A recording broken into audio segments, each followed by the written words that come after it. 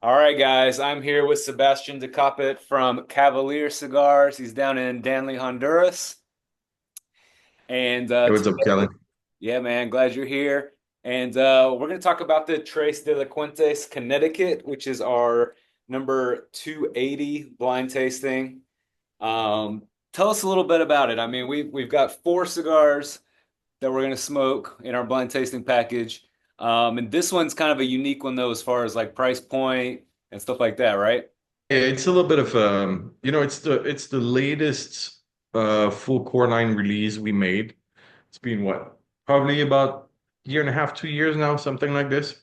Um, and we decided to look at things a bit differently, right? Because we never had thought of what I like to call a value product, right? A value proposition. Long filler premium cigar made at our own factory, the same as all the rest. But the idea was because, everything got quite out of hand in terms of costing, pricing of everything in life, right? Over the last few years. And I really never had thought of it before because we were focused on the cigar itself. There was no deal or goal of making something less expensive or more expensive. It was just we made the cigars, we created the things, and then the price was the price. Whatever it landed on, whatever the math dictated, Right. that was it. So we decided to do it something a bit, to take another approach on that special Tres Delincuentes release. Um, because of the whole situation. Because I think we all know how it is. We all feel it. We all see Yep. it. But we still deserve to smoke fine cigars, right? That's the thing. Let's be honest. And And cigars have so, gone up. I mean, the $10 cigar 10 years ago was normal, and now oh it no, you almost can't it's find it in a humidor. yeah. And the crazy thing is, um, that range. I remember when I started the US pre-tax, I mean, the range for premium was maybe 7 to 10. If you were over 10, you were pushing it, Yeah. right? You were pushing it. We came in with one cigar over 10, between 10 and 11 when we started, and people were like, oh, this is expensive. Yeah. Which is funny now because if you have a cigar at $10, as you said, you're like, holy shit, this is a bargain right there, right?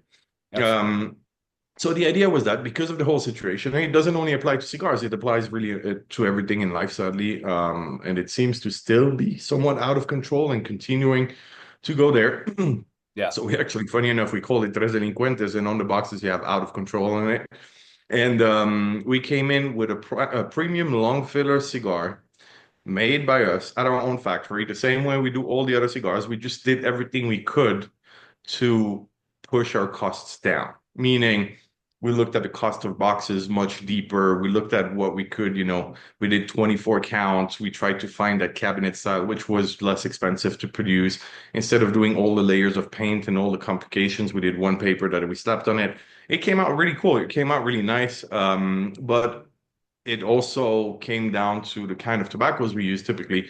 I usually work a lot of with tobaccos from Honduras and Nicaragua on wrappers, Mexico, et cetera, which they in that case had different cost impact as the Ecuadorian Connecticut that we decided to use as a wrapper. So we just looked at what can we do to still make a premium long filler cigar made the same way we do everything else, but make it an easy everyday kind of cigar that you don't have to think too much about when you go to the humidor, and you end up having a very well-priced cigar.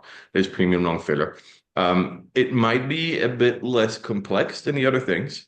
It might be a bit less refined, but it's still a cigar that really performs really well, especially for the price point. Yeah. Yeah. Yeah. Yeah. And Tres Delinquentes, where did that name come from? So Tres Delincuentes, which translates to three delinquents, right? We were with Brian, Aileen, my wife, and I coming back from Hamastran, from the fincas, from the fields, Yep. and Brian's phone was plugged in, and if you know Brian, that can be traumatic of an experience, a bit traumatic of an experience.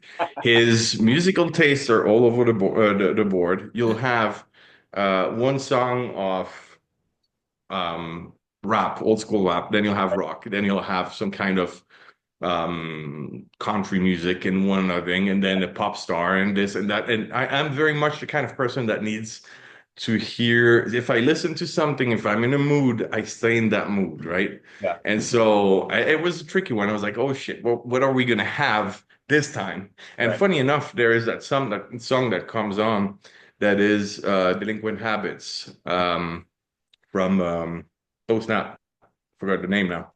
From it will come back.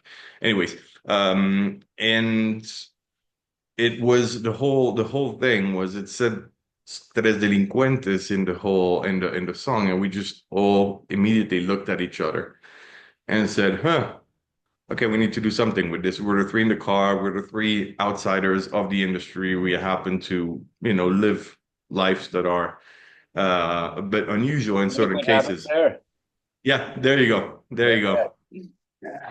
And so we thought that the idea was cool, the name was cool. It was a bit more, graphic. We could work with something a bit more splashy with colors and stuff like this. Yeah. And we thought, when that came to mind, we said, hey, what do we do with it? And that's where we had the whole thought about why don't we do a more approachable cigar for every day, et cetera, Yeah. but keep it interesting visually, artsy, not make it. The plan was how do we make a cigar a great cigar for a great price point? The plan was not how do we make a cheap cigar, right? And that's very important. It's Right. really, really important because those are two very, very different things. So the plan was how do we give quality at the greatest price possible? And that was the thought, and it came along with the whole concept, et cetera, et cetera. Almost like working backwards instead of working forwards from let's make a cheap Mhm. cigar good. Let's make a good cigar better priced. Affordable. Yeah, yeah.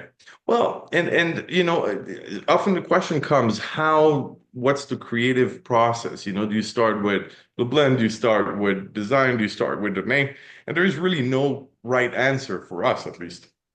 It really depends on what is thrown at us, what life throws at us. Yeah. In this case, it was that song that just started the thought process. In other cases, it might have been something that happens in life to one of us, and in other cases, it's just experimental. I mean, really, there is no one right answer for us. Yeah. Yeah. Yeah. It's great, man. It's got citrus, vanilla, it's sweet, it's nice. And there you got three different Tres Delinquentes um cigars, right? And one is the Yes. One Ecuador. is the Connecticut, which is the one that you have. Yep. The other one is a Habano from Ecuador, and the third one is a Maduro. And everything revolves around the three, right? Tres delincuentes, three delinquents. There is three blends. There is three sizes in each blend. We Yeah. kept it very simple. We actually had people asking, "Hey, are you going to add some stuff to it?" And the answer is really probably not because it was a one and done, meant to be like this. It was a fairly quickly defined project, Mhm. which is fun because sometimes it takes forever. There's so much stuff in the burner because the idea comes and it becomes more complex. That for some reason was very clear from the start.